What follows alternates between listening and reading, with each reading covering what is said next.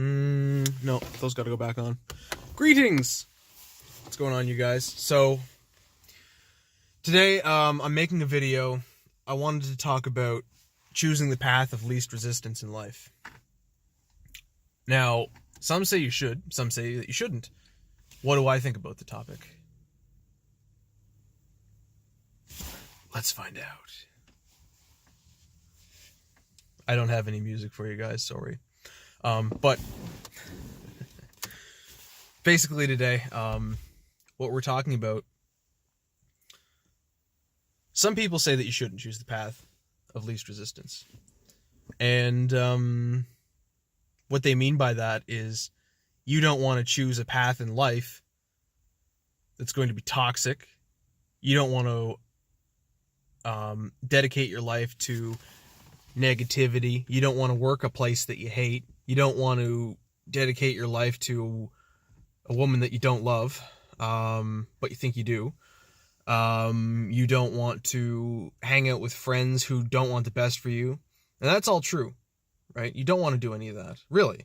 I mean, that is, the least resistant way to go. I mean, you do what, you get your dopamine fixed, serotonin fixed, and then you're good, right? Well, in the long run, no, that doesn't work that way. I think that you should pursue meaning. But that's not what I'm talking about today. What I'm talking about is you want to choose the path of least resistance. What I mean by that is all those little paths, those aren't the paths. Those are the end goals. The path is how you get there. And if you have those kind of screwed up goals or end destinations, there's no right path at all. No, there's not. What I'm talking about today, after you've oriented yourself properly, right? After you've decided this is the career I want to pursue, this is what I want out in terms of my goals, and this is what I want from my relationship. At that point, that's when you got to realize, hey, I need to get here. What's the right path? And the path is, with lofty goals like that, it's easy to get yourself bogged down in dream world. So let's say that you want to be,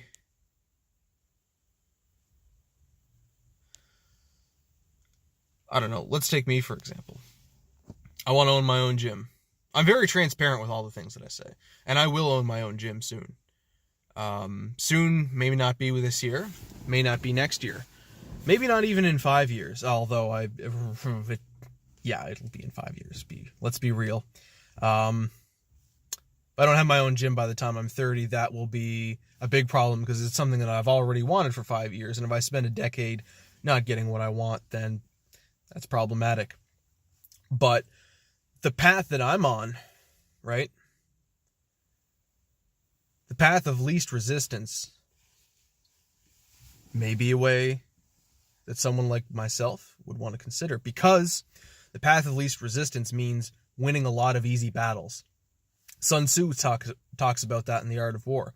You want to have a situation where you're constantly winning, because if you make one big goal and you don't deconstruct that, you don't project manage that big goal, you're going to look at that goal and be like, fuck. Right? You're not going to get there. So for me, I started this whole thing out, I'm going to just personal train people. That's it. I'm not going to have a physical location. I might go places and train people for weights, but that's it. Because at that point, I'm learning a skill that I'm going to need to not only have, but be able to market properly so that people will want to come to my gym when it opens.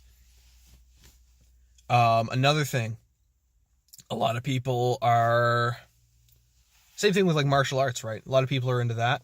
You want to be, I know jiu-jitsu is a big thing. You want to be a jiu-jitsu black belt, own your own school. That's cool. But again, at that point, you're going to have to project manage that. Because first of all, if you want to open your own school, you're going to have to be a black belt, or at least within sufficient enough skill to be a jiu-jitsu coach. There are a lot of jiu-jitsu black belts out there who may or may not deserve to have that black belt.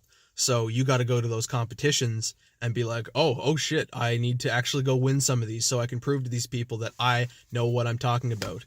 And so you do these little things, and hey, you might win some shitty competition that no one's ever heard of. You can put that down on your resume or whatever. Be like, hey, I've won this competition. I've won this competition. And all of a sudden, before you know it, after a couple of years have gone by, like you've got like 30 gold medals. Well, maybe not 30, but you've got quite a few. And so at that point, you won a lot of easy battles. And you've taken the path of the least resistance. And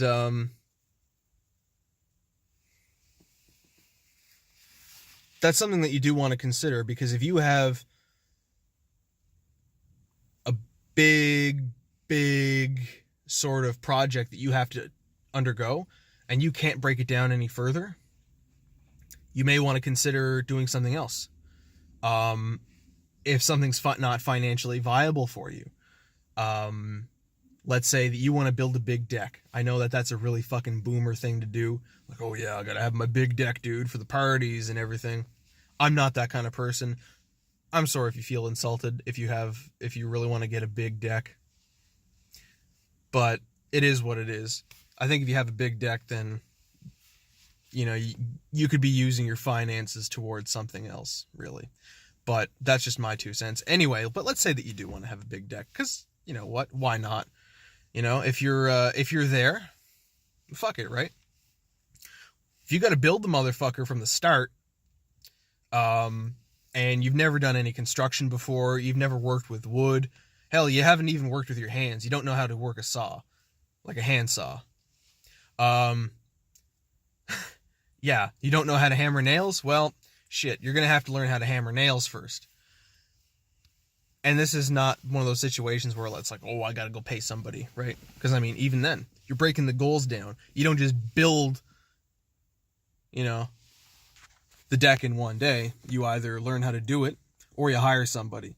But either way, you're breaking things down into manageable pieces so that at the end of the day, you can have a big sort of, a big end result that's worth having. So that's my 2 cents on taking the path of least resistance today. So, you know what? I appreciate all you guys who do subscribe to my channel here.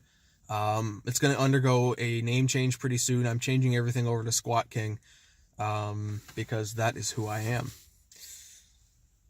And I'll go over rebranding later, but that's pretty much the gist of what I wanted to talk about today. So again, I hope it's been informative. And in case I don't see you, good afternoon, good evening, and good night. And share the video, by the way. Peace out.